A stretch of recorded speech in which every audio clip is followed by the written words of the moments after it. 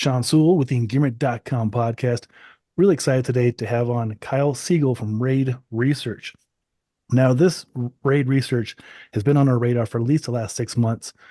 Our fellow Engearment colleague, Aaron Rose, picked up one of their backpacks and is over the moon about it. So I'm really stoked to have the founder of the company, Kyle, on the podcast. Kyle, welcome. Yeah, thanks for having me on, Sean. Absolute pleasure. And if you're not familiar with the Raide backpacks yet, they're getting high praise from such places as Blister, Gear Reviews, Powder.com, and other places. It's just a really well thought out backpack specifically for the getting after it backcountry crowd for splitboarders and backcountry skiers. So in this podcast, we're going to go into great detail of how Kyle developed it, the why of why he developed it, and all the fun stuff that goes along with it. So let's jump into it. Let's do it. Let's do it. Okay, Kyle. So what was the reasoning to create this backpack? Yeah. So I felt like a lot of products fell into like two sides of what I would call like the gear spectrum, which is like on one side of the spectrum, you have the ultralight gear, and on the other side of the spectrum, you have the like more free ride oriented, durable gear. And I felt like a lot of skiers and snowboarders were looking for like a healthy balance. And I didn't feel like the healthy balance existed. And then on top of that, like I felt like light packs were often kind of like top loader, one pocket designs. And I actually felt like light didn't always make you faster. Like you need to develop a light pack that also is built around how someone flows in the mountains and built to elevate how someone flows in the mountains. So I basically, as a backcountry skier myself, was really unhappy with the packs and some other categories of gear like apparel that I was seeing on the market. For someone who cares about the uphill and downhill. So I think like on the light side of the spectrum, that's geared towards someone who is focused on the uphill. And on the other side of the spectrum, we have it focused on the downhill. But I want to go fast on the uphill and I want to ski with style on the down. Oh, I can appreciate that. And it's so true. There's so many ultralight packs for backpacking, for splitboarding and backcountry skiing. And then like, I'm used to more relying on more durable, thicker packs that are a lot heavier. So it sounds like you've got a really nice mesh of the best of both worlds there. Yeah, yeah. It was really just trying to nail the balance. And, I almost equate it to like someone putting a schema race binding on like a 100, 1,500 foot powder ski. And a, like that's the balance that a lot of people like. And I was like, I want to create backpacks and apparel that are kind of achieving that balance where it's like light enough that it's not slowing you down, but featureful enough, functional enough, comfortable enough that you actually enjoy using it. That's great. And I see that it's super adjustable too. So you can take parts of the backpack out to make it even lighter, or to utilize for other purposes. And then the material itself, I mean, Dynema, it doesn't really get much stronger and lighter than that, right? Yeah, yeah. And this is actually kind of like a new flavor of Dyema that's being used in the pack. Um, what you see from some of the other brands like Hyperlight is they're using a Dynema composite fabric, and that actually has Dynema sandwiched. It has a face fabric sandwich to Dynema. So the Dynema isn't actually what's exposed to the outside. And on my pack, I'm using this fabric from a new company called Challenge. They've been around for a while. They just entered the outdoor space, and the fabric actually has the Dyema woven together and is the face fabric. The Dyema is what's facing the outside of the fabric, so it's more durable, 2 times more tear resistant and 8 times more abrasion resistant than those Dyema composite fabrics. That's cool. Yeah. That's saying quite a bit right there. Wow. So is the Dynema, I know it's abrasion resistant, but is it waterproof as well? So Dyema itself doesn't absorb water, which is cool, but it's woven together, so it's not waterproof. So behind it, there's actually a film, and that makes it waterproof. So the bag um, is it's not waterproof because the seams aren't sealed, and I don't think that's needed in like a snow application, but it's very, very weather resistant. Some uh, people just had it in Patagonia in November on like an 18-day expedition and had some really wet snow and rain. And uh, it was like a photographer and his friend Thor, and Thor was using the pack. The photographer wasn't. The photographer's pack was like soaked inside, and Thor's pack with the LF 40 liter was completely dry inside. There you go. That's Yeah, awesome. yeah. Oh, that's We so got to say in Colorado, I haven't done much rain testing right. myself.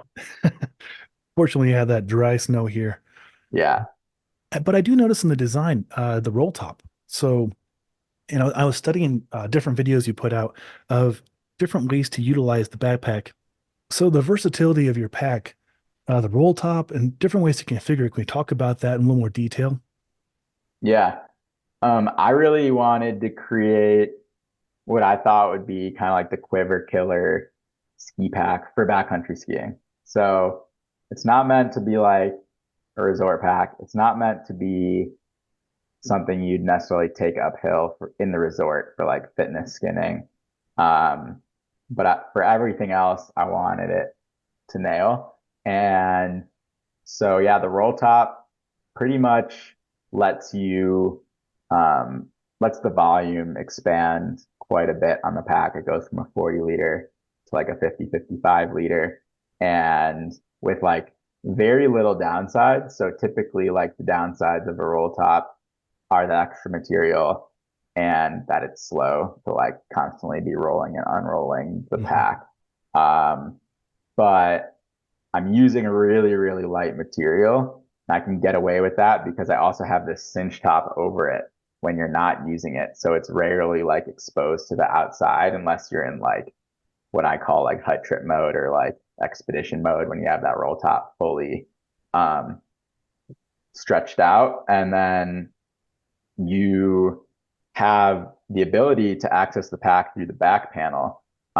So you like don't have to rely on the roll top to get all your stuff in and out. So I usually have the roll top rolled down. I have an extra, you get that extra pocket in between the roll top and the cinch top, which takes like the place of a lid, which I think is really cool.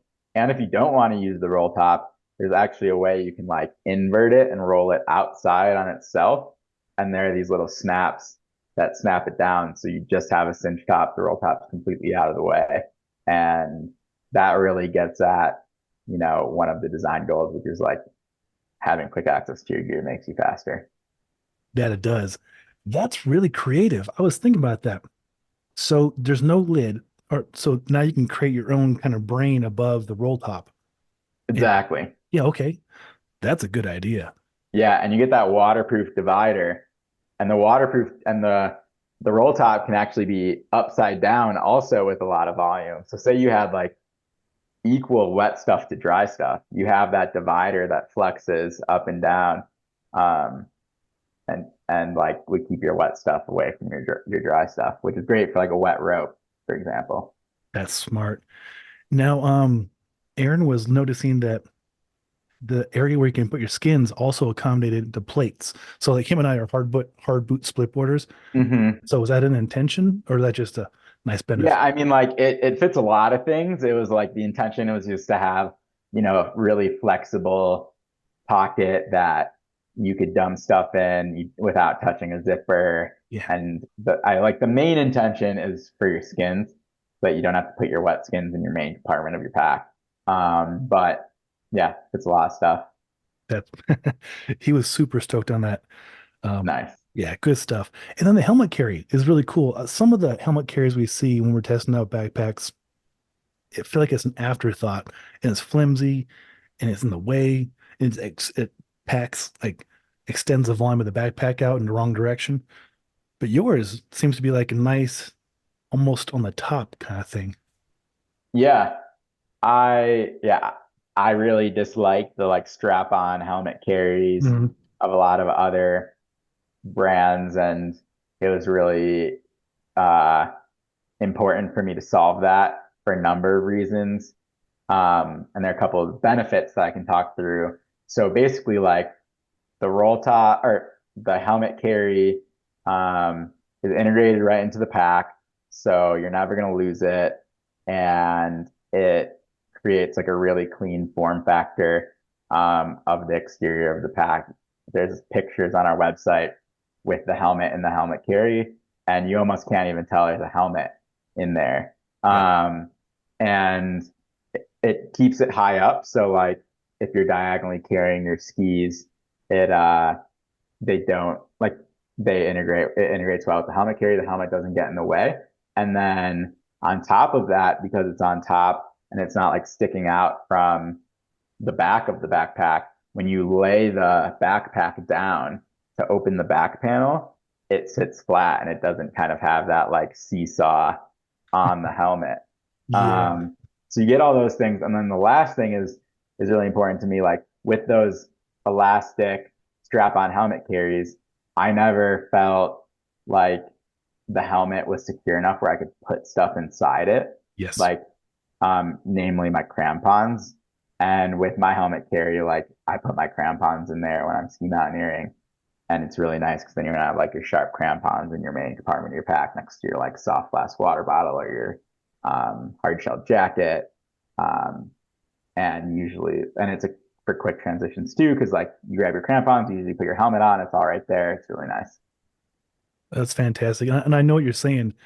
A lot of the backpacks we've tested, the helmet carry, I was like, I don't feel like I can put my goggles in there even or a pair of gloves. I just didn't trust it. Um, Yep, Yours totally. looks nice and secure. The Avy Pocket. This is really obviously very important. From what it looks like, it'll accommodate some big shovels. Yeah. Yeah, for me, yeah, one of the biggest things I've done personally to elevate my safety in the mountains is buying a bigger shovel. Hmm. Um, I think there's debate on this topic. Some people think smaller shovels are better. Some people think bigger shovels are better. I think The reason people think smaller shovels are better is they think you can do like more frequent shoveling when there's less weight on the blade. I've gone out, I've dug pits with a smaller shovel one day and then a bigger shovel the next day. I did this last year, and my pit digging time was like almost cut in half when I got a bigger shovel, especially one that had a hoe mode. So it was really oh important to yeah. accommodate that and also like try to minimize the negative unused space around a shovel that has like a big scoop and throat. So there's like a hole in the Avalanche Pocket divider to let that go through and like the divider to sit flat against the shovel, which a lot of people have been excited about. Oh yeah, I'm seeing that picture now. I was wondering what that was. Very smart Yeah. engineering. Yeah. No, I'm with you, man. I'm a D handle, home mode kind of guy. Yep. So important. Yeah, it is. So this is what about there's something that blew my mind and it's something probably really simple to you, but it was the ability to store gloves on the front. Oh yeah. Yeah, I mean, it's just like thinking about like when I designed this pack, it's all about what are like the problems that backcountry skiers have? What are you doing frequently that I could help with? And one of those things is like taking your gloves off, touching your phone, right? Like I probably do that 20 times in every tour. Yeah. Um, Regrettably, I need to be better about doing that. But I do that, and you know, like sometimes you throw your gloves in like your layer or on your poles, but it's nice to have something right down your shoulder strap to stick them in. So smart. Yeah. Yeah, it's a very thoughtful idea. Um, what else? So you mentioned apparel. Are you looking to get into that as well? Yeah, we're working on apparel. Working on a number of different products. Um, and yeah, I'm just trying to really be creative about solving problems and like coming up with innovative products for ski touring. Um, and we're working on I'll just hint at like a soft shell based product that I think that I'm personally just extremely excited about. You got my interest for sure. Yeah, in our world in Engearment, we test a lot of gear and we have a lot of riders, a lot of backcountry skiers, a lot of splitboarders, and so it's fun kind of like getting to pick everybody's brains about what they like about stuff. And it sounds Mhm. like you apply that and make things better. It's gotta feel pretty good. Where did this come from? Where did this ability to adapt and create things come from? Yeah, I mean, my background's in engineering, and I think I just think very spatially. So I can imagine things in my head and how things interact in my head. And like I had the picture of the pack in my head before I even like had it on paper. And Yeah. it's like the way it ended up is like pretty close to what I had in my head. And yeah, I'm just like very problems focused. I think that's like a big part of the brand is like what are the problems that gear can solve to elevate people's time in the mountains and thinking creatively, not letting cost be a constraint. Just trying to make the gear that I've dreamed about as like a backcountry skier for 12 years. Oh, I love it. I'm very fortunate to know quite a few engineers and business owners, and I love watching their process, their why, and how they develop things. And they have the vision the whole time, and we're all trying to see it. And then when they get their first prototype or they get their first production thing, and we see it, we're like, "Oh, that's what you meant the whole time. Got it." Yeah, It's yeah, fun. it's cool. It's an addicting process as well.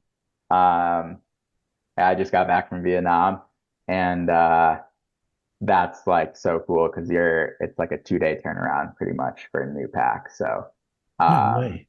yeah, well, and it's even faster because you could like mock up like a shoulder strap or something smaller in a day. And then, yeah, you can do a whole pack in 2 days.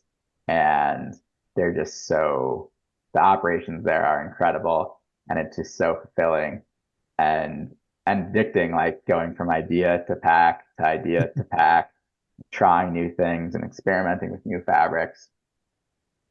It's awesome. Oh, I bet it is. That's so exciting. I feel like I got to be like a really small part of that when I was messaging you earlier this week. You were actually in Vietnam at the factory tweaking things. Yeah, yeah, and it's really like allowed us to or allowed me to it like iterate on the pack a lot faster. We did 9 rounds of prototyping for the backpack, um, and we couldn't have done that without me going to Vietnam in August, um, and and our product development cycle is a lot faster, and the reason why that's cool is I can incorporate a lot more recent feedback into the pack as well. So like most brands, like their design is locked like 9 months, a year before the winter starts. Yes. Um, so the feedback they're applying is on like a 2 year delay cycle. And for me, it's like Jim Ryan was using the pack in New Zealand in September and October, and his feedback is in the production version that landed in November and December. That's awesome. Um, and so yeah, that's a competitive advantage when you're a one man company is you can move faster Oh, and yeah, iterate faster. I love it, Kyle. That's so cool. You're right. I mean, yeah, everything's usually 2 years out from getting feedback, but you can take it in the same season. Yeah, yeah, That's very, very big advantage. And I was looking through your roster of athletes, and I know a couple of them. Pat Gephardt, I've yeah. known from Weston pretty well, and then Sarah Mack. We just did our Beacon Bash about a month ago, and she was there for Airy, had a booth there. Nice. Yeah. Um, they're awesome, Pat and Good people. Sarah. I really, I really just wanted to bring people onto the team that I felt like were really technically respected within their community and brought a unique flavor to backcountry skiing and splitboarding and ski touring. So it's like Pat, he like mixes alpinism and splitboarding in a like really really impressive and elegant way, and Sarah, is like on her way to become the first like female fully certified splitboard guide in the Yeah. US, which is just like extremely impressive and also doing a lot of work on like elevating the diversity of the sport. Yeah, she is fantastic. It's a beautiful backcountry community, isn't it? Like everybody is Yeah, like 2 degrees separated somehow. totally, totally. Oh, this is so fun, Kyle. I'm a dork for gear. I could talk your ears off and ask questions about everything. Well, I guess next year, do you have notes for what you're gonna potentially change or adapt? I do, yeah. We're gonna we'll see like uh what we update. I don't know how much will be updated on the 40 liter pack, if anything, but we'll be coming out with some new models that will be change of packs. So um yeah, stay tuned. I'm excited. Oh, that's so great. Um, so earlier we mentioned about price not being an option, but yet your pack price is less than some of the other ones out there. Was that like a a plan, or that just the way things worked out? Yeah, I mean, so for me, like when I'm designing products, cost is not a factor. Hmm. Um, I'm 100% focused on building the best product for the category. I put a lot of savings into starting this company. I would not risk any savings if I didn't think I was putting out the best thing on the market. And so a lot of other companies are doing cost engineering. Like when I'm at the factory, they're like, I'm like, let me see a mock-up of this, or let me see this, or do you have a fabric that does this? And they're like, it's expensive. Like, are you sure? And I'm just like, I don't care about costs. And they're like, they look at me like I'm crazy. Um, and but there's one really interesting thing is I think when you look at the cost of a product, you're not necessarily like you're paying for the cost of making that product, but you're also paying for the cost of the company that's selling that product. So you're paying for their marketing, their sales, their operations.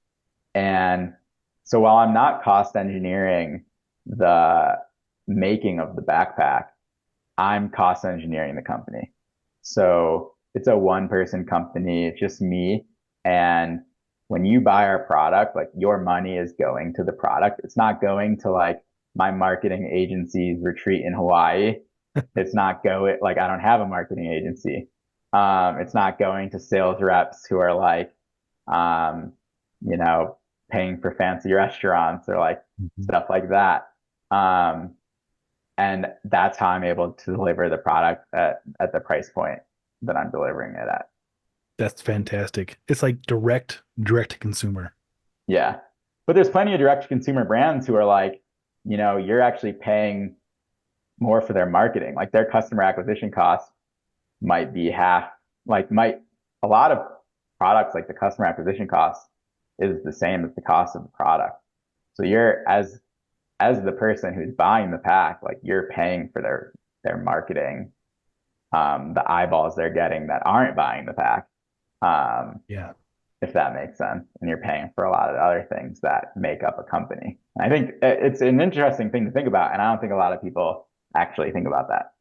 No, it's a very interesting concept for sure. And I get to see it in the background a little bit over here. I don't think most people think about it that way. They're probably just like, oh, there's this Patagonia thing. That's just the way it is. Not thinking about the marketing or about, trade shows and all Yeah. these And it's like things. most startups, like they'd hire like an agency to build their website. And it's like I hired someone in India that was getting paid $20 an hour to do my website. And it's just like being creative, part of the fun aspect of starting a company. I totally agree. I like being lean and mean as well. And just For sure. Yeah. yeah, some weekends I stay home and just tweak things on Engearment, and it's fun. It's a lot of fun Yeah, yeah, they'll have to tell me more at some point. for sure. Oh, this is so fun. I had no idea you're gonna get into apparel, and there was gonna be other potential sizes of packs. Um, get your heart in the right place, man. And it's cool to see because the people who are talking about this are like your ideal customers too. Like they're going out of their way to spread the word because the pack is awesome from everybody I've talked to, but also it's like just what people are looking for, and it's not overhyped. And like you said, you're not paying for a big company's marketing or anything.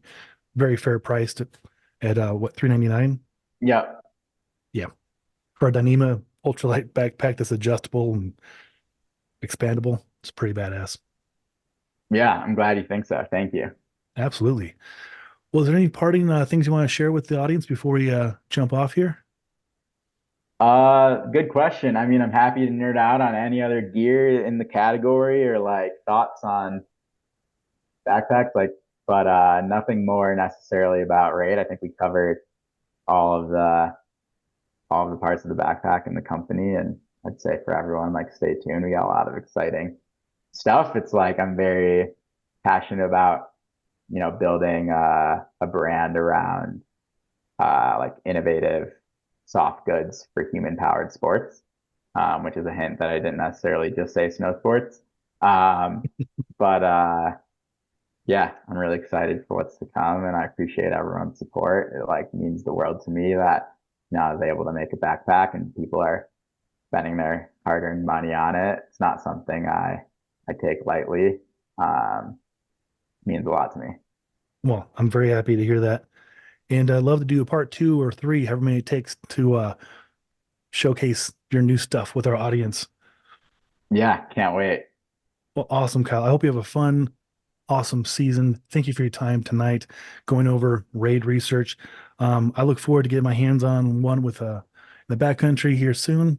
And to all Engearment listeners and followers out there, appreciate you. Stay tuned for the next episode with Kyle. Yeah, thanks for listening, everyone.